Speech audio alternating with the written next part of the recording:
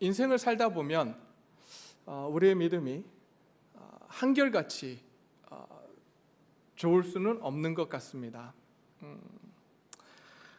믿음이 흔들릴 때가 믿음이 정말 굳건하게 서서 걸어가는 그러한 시간보다는 오히려 믿음이 흔들려서 정말 하나님이 계신가? 하나님이 내 기도에 응답하시는가? 이렇게 질문을 던질 때가 저에게는 훨씬 많았던 것 같습니다. 이런 의문과 질문이 생길 때 언제 그런 의문과 질문이 생기냐면 내가 생각했던 그러한 하나님의 모습과 내가 기대했던 하나님이 해주실 거라고 기대했던 그 기대와 현실이 다를 때 우리는 그러한 의문과 질문을 가지게 되고 하나님 앞에 의문과 질문을 또한 던지게 되는 것 같습니다. 저의 인생에도 하나님에 대한 의심이 들고 믿음이 흔들렸을 때가 있었습니다. 잘 아시겠지만 결혼을 하고 10년이 지나도록 아이가 생기지 않았을 때 하나님을 향해 그런 질문을 던졌던 것 같습니다. 하나님이 정말 살아계시는 분인가?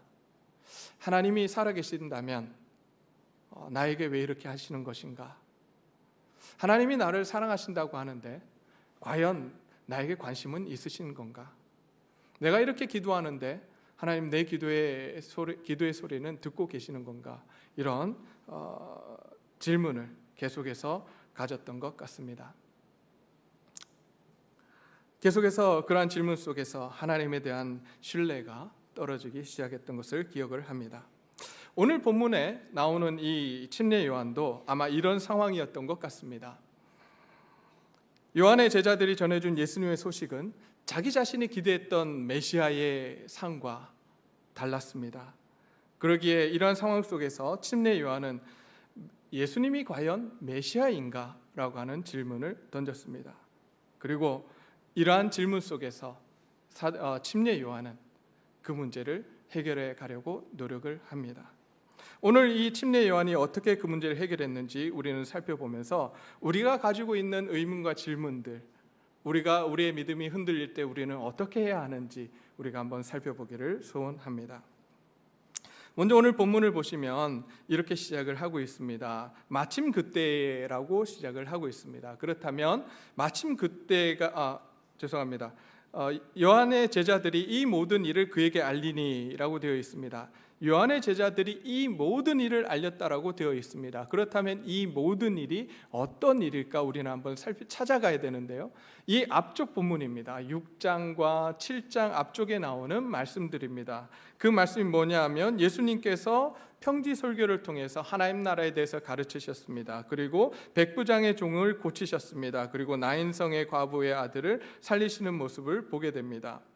그 모습을 통해서 예수님께서 다른 사람의 믿음이 아니라 이방인 백부장의 믿음이 너무 뛰어나다고 칭찬을 하십니다. 그의 믿음을 칭찬하시고 많은 좀 권력이 있고 부자인 모든 사람들을 제쳐두고 과부에게로 찾아가셔서 그의 아들을 살려주시는 예수님의 모습을 보면서 이 침례 요한은 이제 질문을 갖게 되었습니다. 뭔가 자기 자신이 믿고 있었던 예수님의 모습과 자기가 기대했던 예수님의 모습, 메시아의 모습이 달랐던 것이었습니다. 그래서 예수님께 제자 둘을 보냅니다. 그 제자들이 누구인지는 우리 성경 본문에서 나와 있지는 않습니다. 그 제자 둘을 보내면서 이렇게 이야기를 합니다. 오시리가 그이가 당신이 오니까 우리가 다른 일을 기다려야 합니까? 라고 지금 묻고 있습니다. 예수님에 대한 메시아이심을 지금 질문을 한 것입니다. 그렇다면 여기서 우리가 질문을 하나 던져야 될 것이 무엇이냐면 요한은 도대체 어떤 메시아를 기대하고 있었을까요?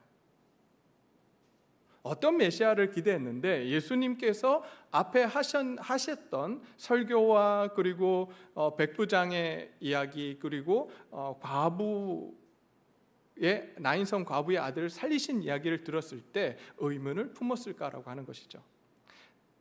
침례 요한이 기대했던 예수님의 모습은 어떠한 모습이었느냐? 그것은 바로 누가복음 3장 17절에 이렇게 나옵니다. 알곡과 쭉정이를 가르는 심판자로서의 메시아를 지금 기대하고 있었습니다.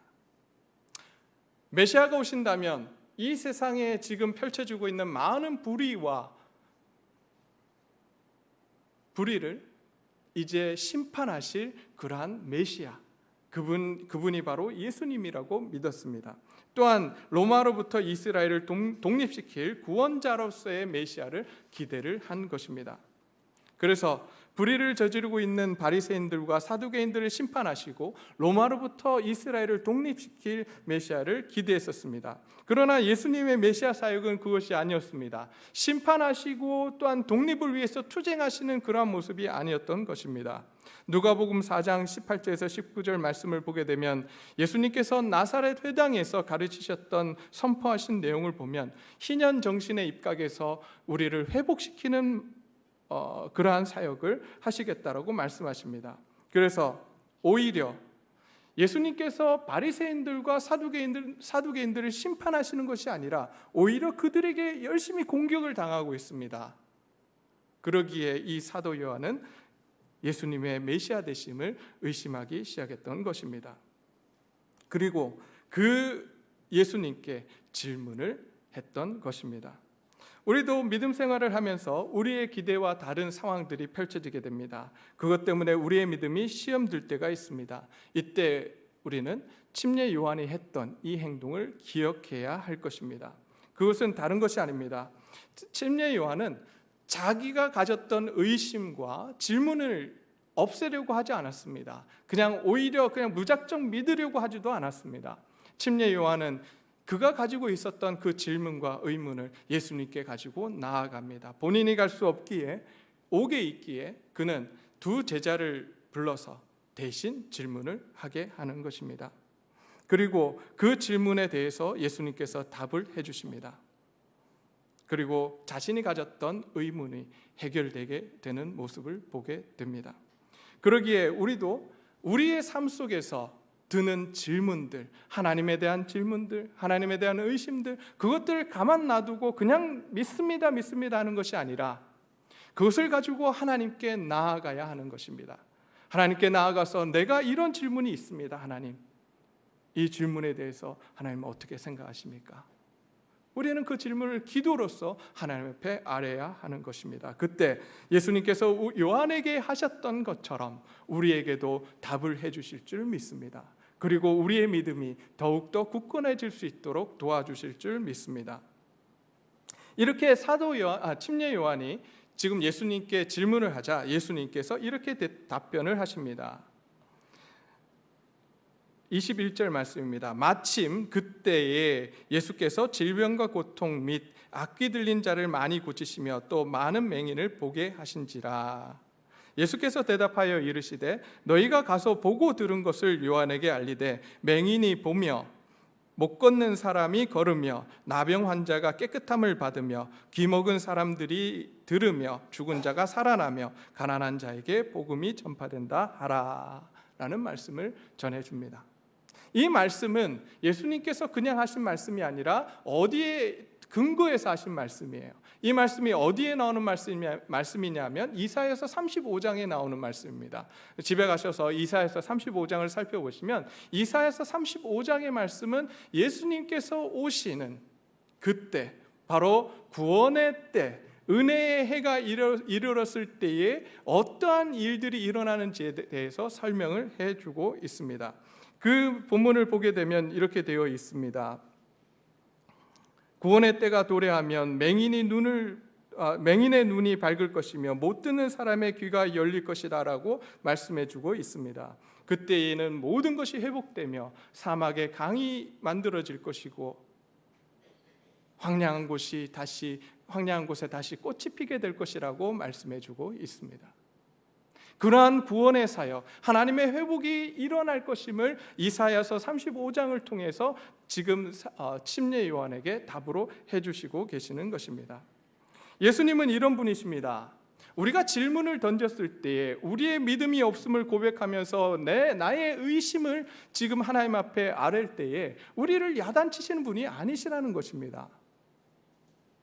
오히려 그 부족한 우리의 믿음을 보시며 네가 나를 제대로 알지 못하기 때문에 이렇게 하는구나, 불쌍히 여기시고 가엾게 여기시면서 오히려 우리의 믿음이 바로 세워질 수 있도록 우리에게 설명해 주시고 우리를 설득하시는 분이 누구시냐? 바로 우리가 믿고 의지하는 하나님이신 것입니다. 우리가 믿는 하나님이 이런 분이십니다. 그분 앞에 우리의 질문들, 우리의 의심들을 기도로 가지고 나아가시기를 바랍니다. 우리의 믿음이 흔들릴 때 그곳에서 가만히 있는 것이 아니라, 그냥 믿습니다라고 하는 것이 아니라 솔직하게 하나님 앞에 가지고 나오기를 하나님이 그토록 원하시는 것입니다. 우리 하나님은 이렇게 은혜와 사랑의 하나님이십니다.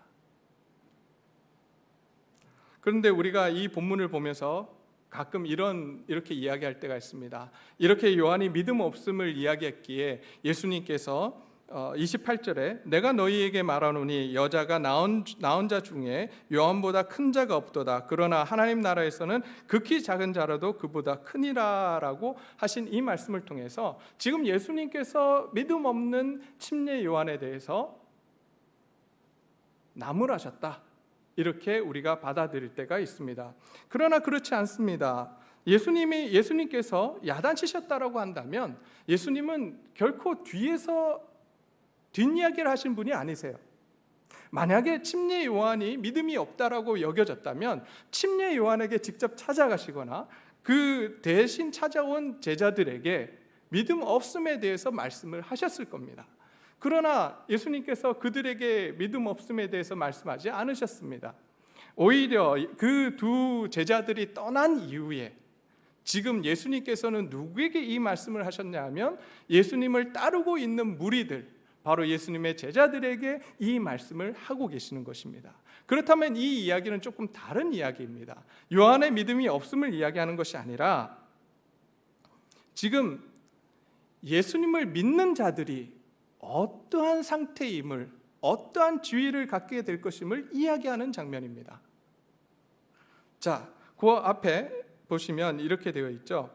여자가 낳은 자 중에 요한보다 큰 자가 없도다라고 말씀하십니다. 실제로 율법 시대, 예수님이 오시기 전에 율법 시대에서 침례 요한은 가장 큰 자였습니다. 하나님의 길을, 메시아의 길을 예비했던 선지자였습니다. 그러기에 모든 사람들이 침례 요한이 정말 위대한 선지자라고 지금 다 알고 있었습니다. 심지어 예수님을 따르고 있는 사람들조차도 침례 요한이 얼마나 큰 자인지를 잘 알고 있었다는 이야기예요. 그런데 예수님께서 이렇게 말씀하십니다. 얘들아, 침례 요한이 크지? 그런데 내가 오고 메시아 되신 예수님께서 오시고 나를 믿는 자들은 그 침례 요한보다 크다라고 말씀하십니다. 왜 그럴까요?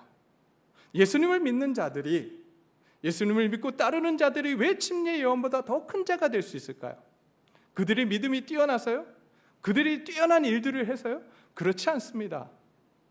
단지 예수님 안에 있기 때문입니다. 예수님은 어떤 분이십니까? 가장 크신 분이십니다. 침례 요한보다 크시고 천지 만물의 창조주가 되시며 우리를 구원하신 구세주이신 분이십니다. 그러기에 그분을 믿는, 그분 안에 있는 우리는 하나님 나라에서 가장 큰 자라고 말씀해 주고 있는 것입니다. 너희가 침례 요한이 크다고 생각하지? 너희가 나를 믿는다면 그 침례 요한보다 더 큰 사람이 누구냐? 바로 너희라고 지금 말씀해 주고 있습니다. 오늘날 우리가 예수 그리스도를 믿고 있습니다. 예수님을 나의 구세주요, 나의 하나님이요, 나의 주인으로 우리가 믿고 이 자리에 오신 줄 믿습니다. 그렇다면 우리는 큰 자들인 것입니다. 별로 안 느껴지시는 말. 우리 쭈그러들지 말자고요. 세상에서 우리 믿는 자들을 보면서 많이 욕하고 너희 하는 게 뭐 있냐 이렇게 욕할 수 있습니다. 세상에서 작은 자로 보여질 수 있습니다. 별 볼 일 없는 사람으로 보여질 수 있습니다. 그러나 오늘 본문 속에서 예수님께서 우리에게 그렇게 말씀하십니다. 아니, 너희는 그런 쭈그러질 사람들이 아니라고 말씀하십니다. 너희가 내 안에 있기 때문에 나를 믿고 하나님의 자녀가 되었기에 너희는 더 이상 작은 자가 아니라고 말씀하십니다. 너희는 큰 자라고 말씀하십니다. 이제 우리의 정체성을 갖기를 원합니다. 세상 사람들에 의해서 정의되어지는 그러한 작은 자들, 별 볼 일 없는 자들, 쓸모없는 자들이 아니라 하나님께서 소중하게 여기시는 하나님의 백성이요 하나님의 자녀이심을 믿으시길 바랍니다. 우리 가슴을 피고 이제 살아야 됩니다. 떳떳하게 살아가야 됩니다. 하나님의 자녀로서 하나님께서 나를 소중하게 보시고 가장 큰 자라고 말씀하셨다라고 우리는 우리 스스로 우리 자신들에게 이야기하며 당당하게 세상을 향해 걸어가야 하는 것입니다. 오늘 그 제자들에게 예수님께서 그 말씀을 하고 계시는 거예요. 요한을 야단치는 말씀이 아니라 지금 이 말씀을 듣고 있는 그 사람들, 예수님을 따르고 있는 제자들에게 너희가 내 안에 있을 때 큰 자라고 말씀을 해주고 계시는 것입니다. 그런데 여기서 다시 하나 또 말씀을 하시는 게 뭐냐면 누구든지 나로 말미암아 실족하지 아니하는 자는 복이 있다라고 말씀을 하고 계십니다. 예수님의 사역, 예수님이 메시아 되심을 우리가 들었을 때에 그 예수님에 대해서 우리가 인정하지 못하는 사람들이 있고 우리조차도 믿는 사람들조차도 가끔 인정하지 못할 때가 있습니다. 내 생각, 그 이유가 뭐냐면 내 생각과 내 틀과 달라서입니다. 그래서 오늘 이 말씀은 무슨 말씀이냐면 예수님의 메시아 되심을 너희가 가지고 있는 생각과 너희가 가지고 있는 틀 때문에 받아들이지 못한다면 너희에게 화가 있을 거라고 말씀하시는 겁니다. 그러기에 이제 너희는 너희가 가지고 있는 생각과 틀을 내려놓고 정말 예수님께서 메시아가 되심을 너희는 말씀을 통해서 확인하고 가라고 말씀을 해주십니다. 그래서 침례 요한에게 뭘 주셨습니까? 이사야서의 말씀을 주신 거예요. 너 이사야서의 35장에 있는 말씀 알지? 그 말씀을 다시 한번 생각하고 묵상해봐. 지금 내가 하고 있는 이 사역이 하나님께서 원하시는 사역임을 네가 알 수 있을 거야 하고 말씀을 하시는 거예요.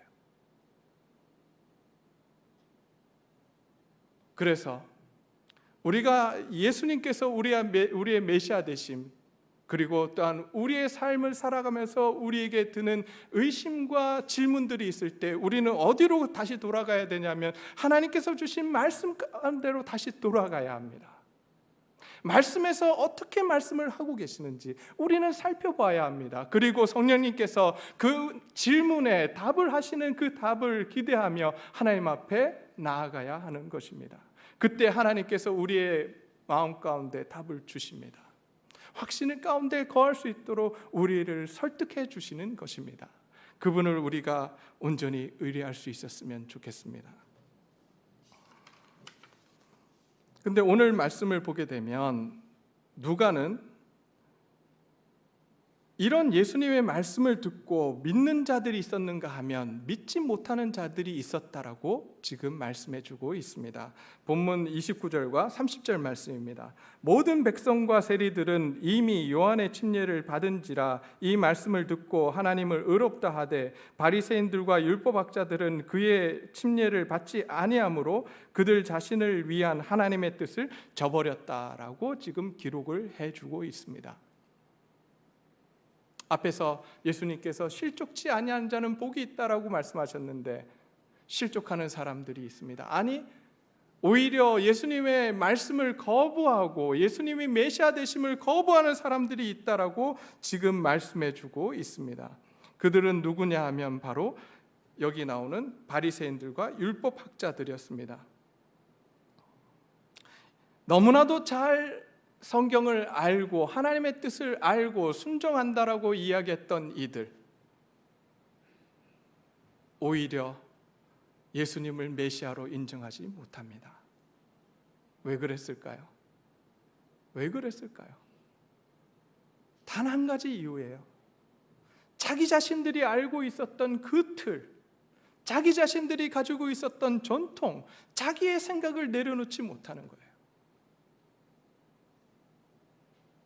그래서 예수님께서 비유로 말씀을 하십니다. 또 이르시되 이 세대 사람들을 무엇으로 비유할까? 여기서 이 세대 사람들은 바로 바리새인과 서기관들을, 율법학자들을 이야기하는 것입니다. 비유하건대 아이들이 장터에 앉아서 서로 불러 이르되 우리가 너희를 향하여 피리를 불어도 너희가 춤추지 않고 우리가 곡하여도 너희가 울지 아니하였다 함과 같도다라고 말씀합니다. 이 당시 아이들은 우리 세대의 아이들과 많이 달랐던 것 같습니다. 이 세대 아이들은 함께 모여서 여러 가지 흉내를 내며 놀았던 것 같아요. 그래서 이제 문헌을 살펴보면 이들이 놀았던 놀이는 장례식 놀이와 또 그 결혼식 놀이라고 합니다. 여기서 지금 이야기하고 있는 것이 그거라고 이야기해요. 그래서 아이들이 장례식 놀이를 할 때는 한쪽에서 피리를 불고 한쪽에서 곡을 하면 한쪽에서 이제 우는 거예요. 그리고 한쪽에서 이제 피리를 불면 한쪽에서는 춤을 추고 이렇게 해서 놀았다라고 이야기합니다. 그런데 여기서 이렇게 이야기합니다. 우리가 너희를 향하여 피를 불어도 너희가 춤추지 않고 우리가 곡하여도 너희가 울지 않았다. 그럼 여기서 우리는 누구를 의미하며 너희는 누구를 의미할까? 우리가 이것을 한번 생각해 봐야 되는데요. 두 가지 지금 이야기가 있습니다. 여기서 첫 번째, 우리가 누구냐면 바리새인들, 그리고 너희를 예수님과 침례 요한이라고 했을 때는 이렇게 해석이 됩니다. 바리새인과 율법학자들은 자신들이 만들어 놓은 틀과 전통을 따라서 예수님과 침례 요한이 따르기를 요청했지만 예수님과 침례 요한은 따르지 않고 있었습니다. 그러자 그들을 향해서 화를 내고 있는 것입니다. 침례 요한을 비난하고 예수님을 경멸하며 죽이려고 하는 것입니다. 반대로 우리가를 예수님과 침례요한으로 놓고 너희를 바리새인으로 놓는다면 이렇게 해석이 되는 것입니다. 이 세대 사람들, 곧 바리새인들과 율법학자들이 침례요한과 예수님의 요구에 반응하지도 않고 있었다는 것입니다. 왜냐하면 그들이 그렇게 예수님과 침례요한의 요청에 반응하지 않았던 이유는 무엇이냐? 바로 그들의 틀과 그들의 생각과 그들의 전통 때문에 그렇게 반응하지 않았다라고 하는 것입니다. 이렇게 해도 저렇게 해석을 해도 이 세대 사람들, 바리새인들과 율법학자들은 예수님과 침례 요한을 받아들이지 않았습니다. 그 이유는 한 가지였습니다. 그들이 가지고 있었던 생각, 그들이 가지고 있었던 틀, 그들이 가지고 있었던 전통을 내려놓지 못했던 것입니다. 그래서 침례 요한이 와서 말씀을 따라서 나시린으로서 떡도 먹지 않고 그리고 포도주도 마시지 아니하는 금욕주의적인 생활을 하기 시작했을 때 이러한 요한의 모습을 보고 바리새인과 율법학자들은 뭐라고 이야기했느냐? 미쳤다라고 이야기했습니다. 반대로 예수님께서 오셔서 먹고 마시면서 많은 사람들과 함께 그렇게 지내시자 바리새인과 율법학자들은 예수님을 향하여 먹기를 탐하며 포도주를 즐기는 사람이라고 비난했습니다. 왜냐하면 예수님께서는 세리와 죄인들 그리고 이방인들과 함께 먹고 마셨기 때문에 바리새인들 입장에서는 그것이 용납될 수가 없었던 것입니다. 이렇듯 바리새인들에게는 하나님의 마음, 하나님의 뜻은 중요하지 않았습니다. 예수님께서 말씀을 하셔도 그것이 중요치 않았습니다. 그들에게 중요했던 것은 자기 자신들의 틀과 자기 자신의 생각과 자기 자신들이 만들어 놓은 전통이었기 때문입니다. 우리는 어떤 모습을 가지고 있습니까? 혹시 우리도 바리새인들과 같이 우리의 생각과 우리의 틀을 내려놓지 못하는 그러한 모습을 가지고 있지는 않습니까? 오래된 교회면 교회일수록 이것이 강하다라고 이야기합니다. 저는 그것을 부인하고 싶습니다. 아니, 저희는 그런 교회가 되었으면 좋겠습니다. 전통이 중요한 교회가 아니라, 우리의 생각과 우리의 틀이 중요한 것이 아니라 오직 하나님의 말씀이 중요하고 하나님의 은혜와 사랑이 중요한 교회, 그러한 교회가 되기를 소원합니다. 그래서 오히려 내 생각과 내 틀을 따라서 예수님을 부인하는 사람들이 아니라, 우리가 하나님 앞에서 계속해서 고민하며 우리에게 드는 그러한 질문들, 의문들을 하나님 앞에 가지고 나아갈 수 있는 저와 여러분들이 되시기를 소원합니다. 우리가 믿고 의지하는 예수님은 결코 우리의 의심과 질문에 야단치시는 분이 아니십니다. 오히려 그 의심과 질문을 설득하시며 믿음의 자리로 나아갈 수 있도록 도와주시는 분이신 것입니다. 우리의 부족한 믿음에도 불구하고 우리의 믿음을 온전한 것으로 봐주시며 우리를 의롭다 칭해 주시는 그분이 바로 우리 하나님 아버지이신 것입니다. 이것이 바로 하나님의 사랑이요 하나님의 은혜인 것입니다. 이제 그 하나님 앞에 우리가 나아갈 수 있었으면 좋겠습니다. 이제 우리의 생각과 틀을 내려놓고 오직 하나님의 마음과 생각이 우리의 마음과 생각이 될 수 있도록 우리가 노력했으면 좋겠습니다. 다른 것이 아니라 오직 하나님의 사랑과 은혜에 매여 사는 저와 우리 동네제일교회 성도님들이 되기를 간절히 기도해 봅니다.